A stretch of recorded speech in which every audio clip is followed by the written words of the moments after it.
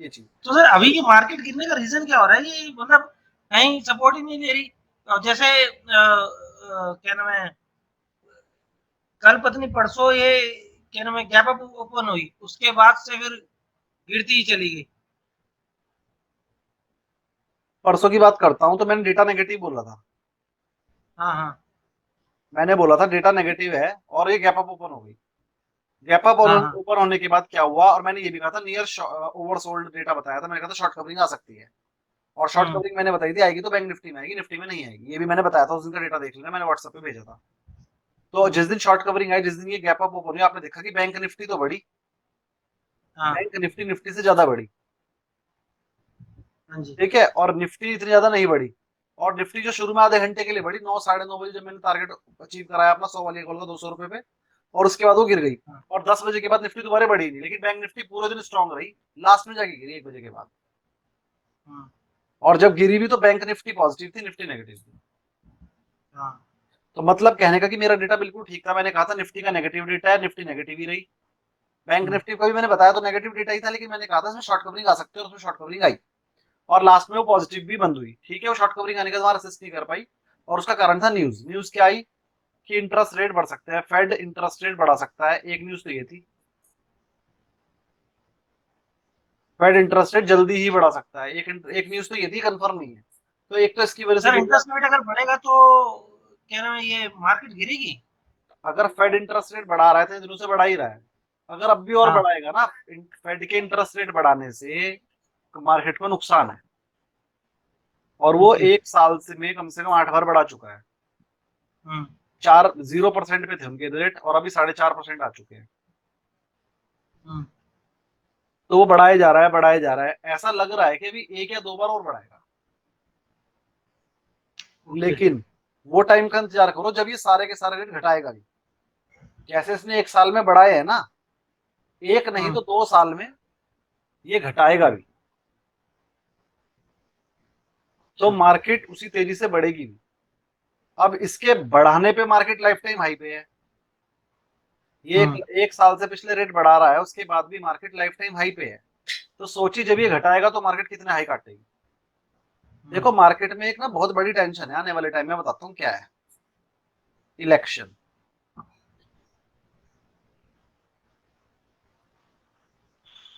इस इलेक्शन में तीन ही चीजें हो सकती हैं। क्या? या तो मोदी जीत जाएगा, हम्म या मोदी मिलीजुली सरकार बनाएगा, या मोदी हार जाएगा। हम्म। अगर इन दो केस में से कुछ भी हुआ, और इन दो में से नहीं, हाँ, अगर इन दो केस में से कुछ भी हुआ तो मार्केट नीचे गिरेगी। ओके। और अगर ये वाला केस हो गया तो फिर डिपेंड करता है कि कितना क्या हुआ। अब अगर ये वाला केस हुआ तो ये देखना पड़ेगा कि वैसे तो अगर मोदी जीतता है तो कुछ होगा ही नहीं, हम्म। क्योंकि 90% लोग ये मानकर चलते हैं मोदी ही जीतेगा। हाँ जी। और जो हमने पहले ही सोच लिया अगर वो होता है तो कुछ नहीं होता। हम्म अगर एक्सपेक्टेशन के अगेंस्ट कुछ होता है तो होता है। और एक्सपेक्टेशन उसके जीतने की, अगर वो मिलीजुली सरकार बनाएगा तो भी मार्केट गिरेगी।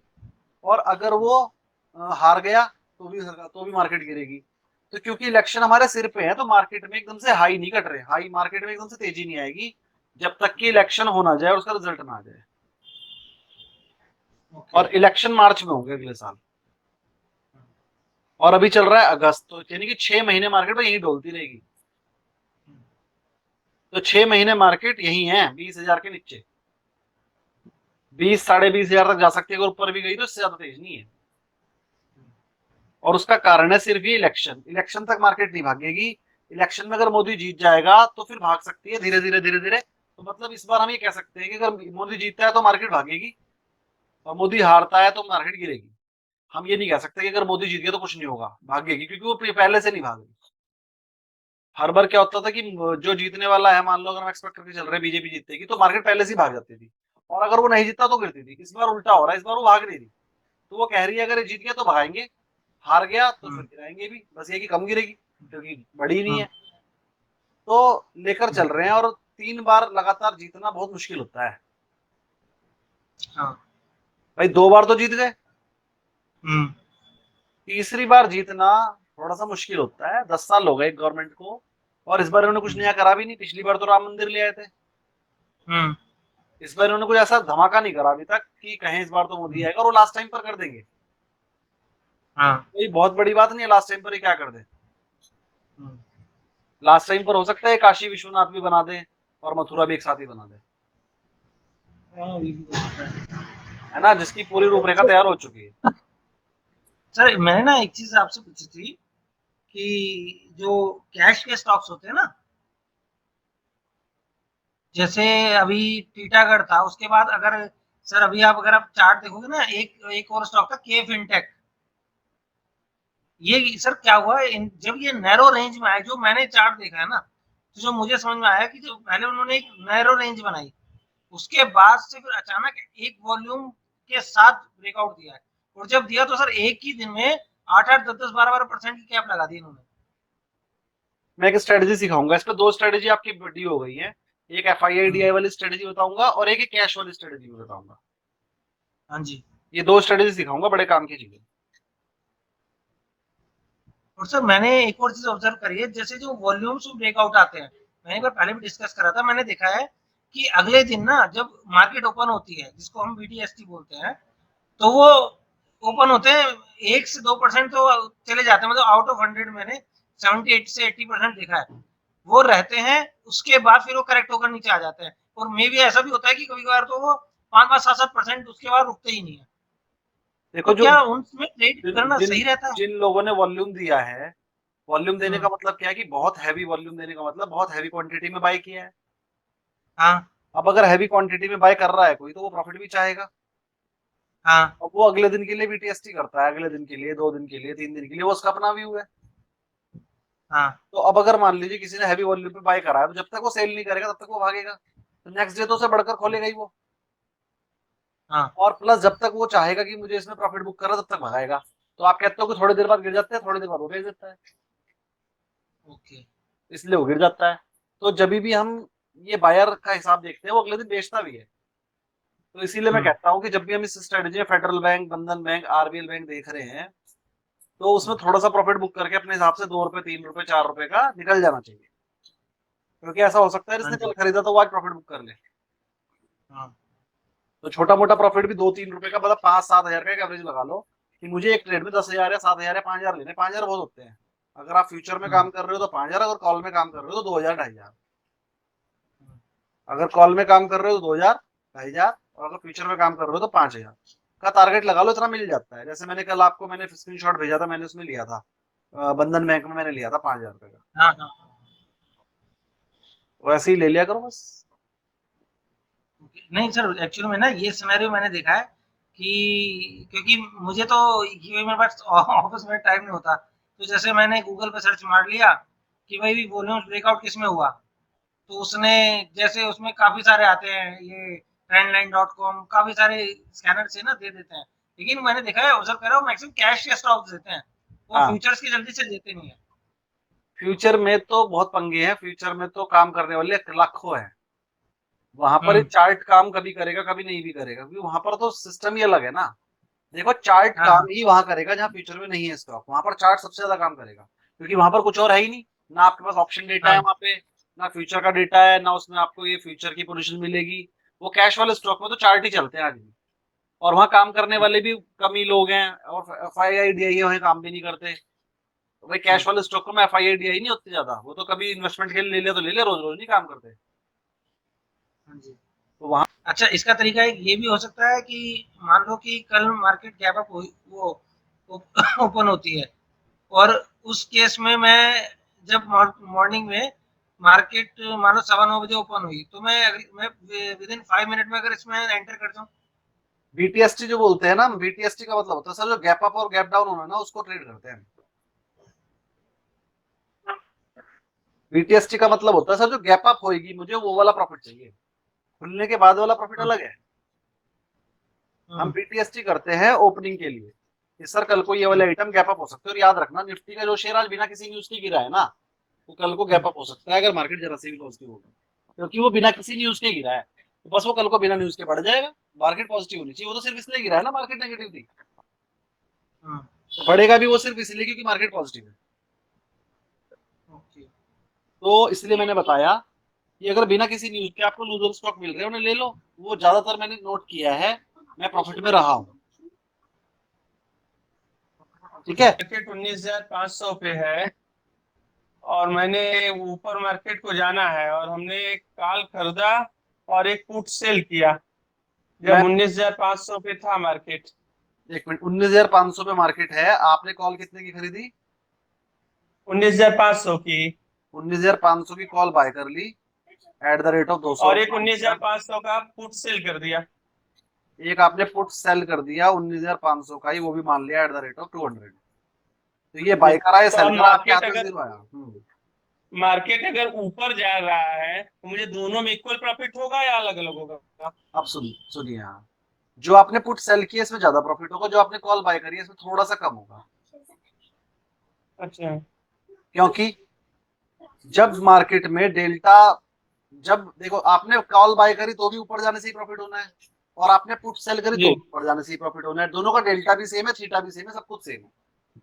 ठीक है। तो जब कॉल बाय करोगे जी। तो वहां पर तो डेल्टा का तो प्रॉफिट आपको मिलेगा, माइनस थीटा हो जाएगा। तो कॉल में तो डेल्टा माइनस थीटा का प्रॉफिट होगा, और पुट में डेल्टा भी प्रॉफिट होगा और थीटा भी प्रॉफिट होगा, क्योंकि यहां पर आपने पुट सेल की है। तो पुट सेल करने में आपको डेल्टा प्लस थीटा दोनों को प्रॉफिट मिलेगा। कॉल में आपको डेल्टा माइनस थीटा का प्रॉफिट मिलेगा, लेकिन एक लेवल के बाद पुट तो हो जाएगी जीरो। अगर मार्केट इतनी ज्यादा बढ़ गई तो पुट तो 200 जी। रुपए की जीरो हो जाएगी, आपको प्रॉफिट होना हो जाएगा बंद। लेकिन ये जो हाँ, लेकिन कॉल, 50 पॉइंट तक का हमें मूव लेके निकलना है हाँ तो तो फिर कॉल लेना ठीक रहेगा कि पुट अगर सेल करना? अगर अगर 85 पॉइंट का मूव लेना है तो फिर हमेशा सेल करने में फायदा होता है, क्योंकि पुट सेल करने पे आपको डेल्टा जितना उधर मिल रहा था उतना इधर मिल जाएगा, लेकिन वहां पर थीटा जा रहा था, यहाँ पर थीटा भी आएगा, दोनों चीज मिलेगी। लेकिन अगर परसेंटेज देखोगे तो वहां पर थीटा माइनस करने के बाद भी परसेंटेज में प्रॉफिट ज्यादा हो जाएगा। यहाँ पर इन्वेस्टमेंट इतनी लग जाती है कि थीटा माइनस कर प्लस करने के बाद भी वो परसेंटेज में कम होता है। तो अगर किसी का फोकस इस बात पे है कि बस मुझे प्रॉफिट होना चाहिए तो पुट सेल करो, किसी का प्रॉफिट इस बात पे है कि मेरे को तो छोटी कैपिटल प्रॉफिट करना है तो फिर कॉल बाय करो। ये खुला ही नीचे की कैप पे था, ये जब खुला सुबह को ये वाला, ये देखो है नीचे की कैप पे 202 पे खुला, और लगभग लगभग 1 घंटा इसमें कैप लगी रही नीचे की। 1 घंटे बाद मोतीलाल ओसवाल ने इसे खरीदा और खरीद के यहाँ पहुंचा दिया हाई पे। पूरे दिन का हाई यही है, और ये चला गया सीधा 223 पे, ऊपर की कैप लगा दी। जरा ध्यान समझिए, पहले नीचे की कैप, फिर ऊपर की कैप, और ऊपर की कैप लगाने पे वॉल्यूम भी सबसे ज्यादा आया है। देखो ये वॉल्यूम आया, यानी कि मोतीलाल ओसवाल ने यहीं पर खरीदा माल। कैश में खरीद सकते हैं और कोई तरीका से खरीदने का नहीं है। तो मोतीलाल ओसवाल जी आए और उन्होंने अपना एक बल्क ऑर्डर यहाँ पर डाल दिया, और जितने भी बंदे बेचने वाले खड़े थे सबके शेयर खरीद के जितने भी बंदे थे ऊपर की कैप लगा दी। तो फिर उसके बाद ये ट्रेड होने लगा। क्या, मोतीलाल ओसवाल जी ने जितने लेने थे ले लिए, उसके बाद उन्होंने कहा जी मुझे और नहीं लेने, लेकिन बेचने वाले और आ गए। लेकिन मोतीलाल ओसवाल को देख के तिवारी जैसे भी कूद पड़े मैं खरीदूंगा। तो अब इसमें कैप नहीं लगी नीचे की, और अब ये ऊपर नीचे ऊपर नीचे ऊपर नीचे झूलता रहा, और लास्ट में अपने हाई के आसपास ही बंद हो गया, क्योंकि जो लोग बेच रहे थे ना, अब उन्हें लगा ना अब ये चढ़ना शुरू हो गया, अब नहीं गिरने का। तो जो बेच रहे थे वो पीछे हट गए, और जो नहीं खरीद रहे थे ये सोच के कि खरीदने तो 261 पे ही वाले थे, लेकिन क्योंकि वो गिर ही रहा था, कह रहे यार अब तो जिस दिन ये रुकेगा ना उस दिन खरीद देंगे, उन्होंने खरीदना शुरू कर दिया। अब झगड़ा इस बात का है कि खरीदने वाले ज्यादा कि बेचने वाले ज्यादा। याद रखो, जो बेचने वाले थे ना, पहले वो बेचने वाले हैं कौन, बहुत इंपॉर्टेंट बात बता रहा हूं मैं आपको, 3 मिनट की क्लास रह गई, जल्दी बताऊंगा। बेचने वाले कौन है? जियो फाइनेंशियल सर्विस लिमिटेड इस टाइम निफ्टी का हिस्सा है। जिसके पास रिलायंस शेयर था उसे जियो फाइनेंशियल सर्विस लिमिटेड मिल गया। अब चलो मैं एक छोटी सी कंपनी की बात करता हूं। सर HDFC म्यूचुअल फंड के पास रिलायंस के शेयर थे। जब उनके पास रिलायंस के शेयर थे उनके पास जियो फाइनेंशियल सर्विस लिमिटेड के शेयर भी आ गए होंगे। लेकिन ये जो शेयर रिलायंस के खरीद रखे थे ना सर, उन्होंने एक फंड बनाया था, इंडेक्स फंड। इंडेक्स फंड की वजह से रिलायंस का शेयर खरीद रखा था। इंडेक्स फंड में क्या होता है सर, सर अगर उनके पास 10,000 करोड़ रुपए भी आए तो उन्हें इंडेक्स के शेयरों में ही लगाना है। अब ये JSFL तो इंडेक्स का शेयर है नहीं, 4 दिन में इंडेक्स में से निकल जाएगा। तो चाहे उन्हें JSFL बढ़िया भी लग रहा हो, उनके हिसाब से JSFL 2,000 का हो जाएगा, लेकिन उनके ऊपर कॉर्पोरेट रूल है, उनके ऊपर ऊपर लॉ है ये म्यूचुअल फंड का कि तुझे तो ये शेयर बेचना ही पड़ेगा, चाहे कितना भी पसंद हो। तो उन्हें अपने 2000 करोड़ रुपए के शेयर जो भी जितने भी उन्हें मिले हैं ये बेचने ही बेचने हैं, और 30 तारीख से पहले बेचने हैं। सिर्फ क्या हुआ कि आज मोतीलाल ओसवाल खरीदने वाला था तो उन्होंने अपनी बिड हटा दी। एक ये फंसाने का तरीका है, क्योंकि उन्हें 30 तारीख से पहले पहले बेचने हैं तो उन्होंने एक दिन के लिए कैप हटवा दी। अब 30 तारीख से पहले पहले वो एक ना एक दिन बेचने जरूर आएंगे और रिलायंस में दोबारा से कैप लगेगी। 28 तारीख को सर इनकी बहुत महत्वपूर्ण बैठक है। हाँ, वो बोर्ड बैठक वाले दिन भी खरीदे जाएंगे, सब होगा। मैं 1 तारीख को खरीदूंगा। तो उस बैठक का कोई असर दिखेगा मंडे को जो है इनकी मीटिंग? अरे भैया, सबको डंप किए जाएंगे, करोड़ों शेयर बेचने हैं म्यूचुअल फंड वालों ने, और ये सब बैठक बूठक सब तरीके हैं रिटेलर को बुलाने के। रिटेलर आएगा और उसे शेयर दे दिए जाएंगे म्यूचुअल फंड वालों के। म्यूचुअल फंड वाले शेयर देके निकल जाएंगे, फिर 2-3 महीने यहीं पर बैठा रहेगा, 160 से लेके 220 के बीच में घूमेगा। इसलिए मैं 200 और 220 पे नहीं फंसना चाहता। मैं चाहता हूँ कि मेरे हाथ में 160 पे आए, जिससे कि जब 200 भी जाए तो मुझे 25% का प्रॉफिट हो चुका हो। 1 मिनट रह गया, क्लास कभी भी बंद हो जाएगी। तो मेरे को ऐसा अच्छा, लगता है, और मैं गलत भी हो सकता हूँ। बोलिए। सर मैं ये कह रहा हूँ कि तो क्या इसमें 1 तारीख को इन्वेस्टमेंट करके कितने टाइम के लिए छोड़ दिया जाए? 2 साल के लिए। ये सर ये शेयर कौन सा है? जेएफएसएल या रिलायंस जियो? जियो के नाम से मिलेगा, इसकी शॉर्ट फॉर्म है जियो फाइनेंशियल सर्विस लिमिटेड, JFSL। जेएफएसएल। ये लो, देख लो, ये है नाम इसका। जियो फाइनेंस के नाम से मिलेगा, जियो फाइनेंस। BSE पे देखोगे